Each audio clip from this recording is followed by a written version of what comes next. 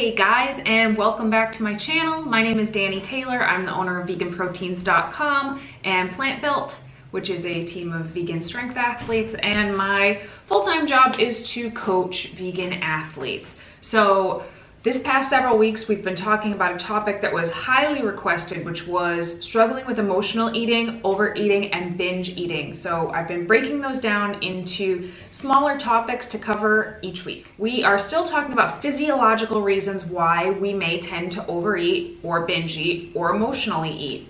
Last week, we talked about making sure you're eating enough and making sure that you're including all the macronutrients and just making sure you're eating enough in general.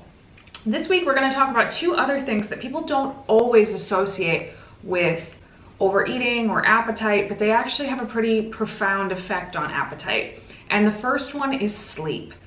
Now, any client who's ever worked with me knows how much I emphasize sleep. And it's not uncommon to have somebody who's an incredibly dedicated athlete to their training and their nutrition, and week after week they check in and say, hey, my sleep sucked this week.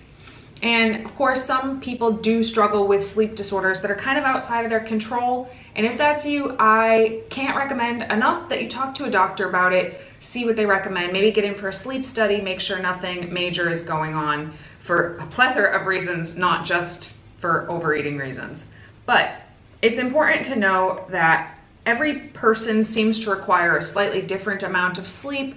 So some people can feel really, really good on 7 hours of sleep. Some people need 9 or even more hours of sleep to feel really good.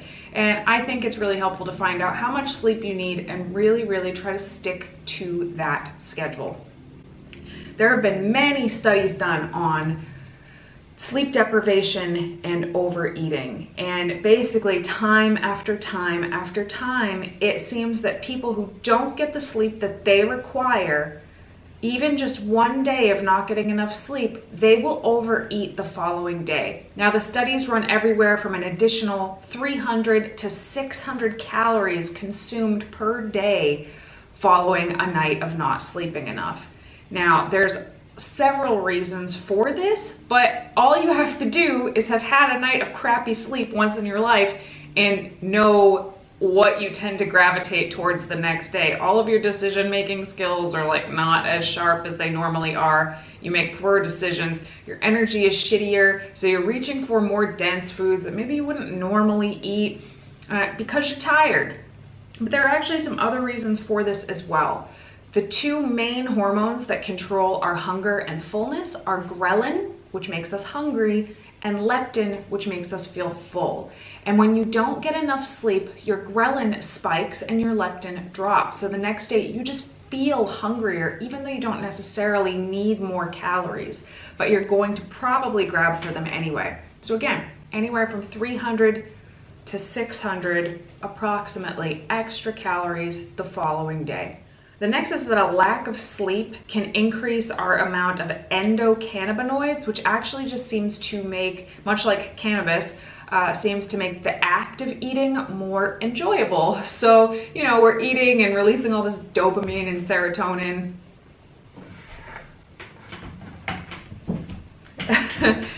So we tend to eat more when that is happening. And the last thing that I think is important to note is that okay, you can stay, kitty. The last thing that I think is important to note is that when you are spending fewer hours per day sleeping, that's more hours that you are awake, and there's more opportunities to eat there. So all of these things combined make it so when we're not sleeping enough, we're just kind of setting ourselves up to be in a much trickier situation in terms of whether or not we're going to overeat the following day. And of course, you've probably heard that when you consistently don't sleep enough, you acquire sleep debt. The same way if you were to make purchases on a credit card every day but not pay it all off, you would accrue debt. You also accrue sleep debt, and that can take a long time to catch up on. So if you are chronically not sleeping enough, you are chronically putting yourself in a position to overeat, along with a myriad of other reasons why not sleeping enough is not good for you. And if you want to hear more about those, I am happy to share it with you. The next physiological thing that we've all heard since we were kids, but like, what does it really mean? Everybody says you mistake your thirst for hunger, so always drink water first, right? We've all heard that. Turns out the science isn't really there to back up that statement. But a lot of people, at least in the United States, are chronically underhydrated, and there's a lot of reasons why being underhydrated is not good for you. Does it actually make you overeat? Maybe. Again, the science isn't there to say whether or not we really do have a hard time differentiating between thirst and hunger. But just because the science isn't there doesn't mean there isn't some truth to it. I know that when I am really, really busy and wrapped up in my work, sometimes I just get like, I want to put something in here, and I don't really care if it's liquid or if it's solid food. And that's myself, and I'm very in tune with my hunger and fullness cues. But when the day gets away from me, it's very easy for me to eat a snack instead of drinking a glass of water. So I can't say whether or not it's really true, but it is definitely something that I've witnessed. But when you are dehydrated, a lot of other systems are affected. You can get headaches, your blood is not flowing as well because it's a little bit thicker, and your sleep is impacted when you're dehydrated. So does being dehydrated make you overeat? I don't know, but it does set a lot of other systems in place that can make you more likely to overeat. So I think a very easy way to sort of rectify this situation is to make sure you're drinking water all day. You have to make it a habit. And I literally have alarms on my phone that go off at intervals throughout the day that say like, hey Danny, drink some water.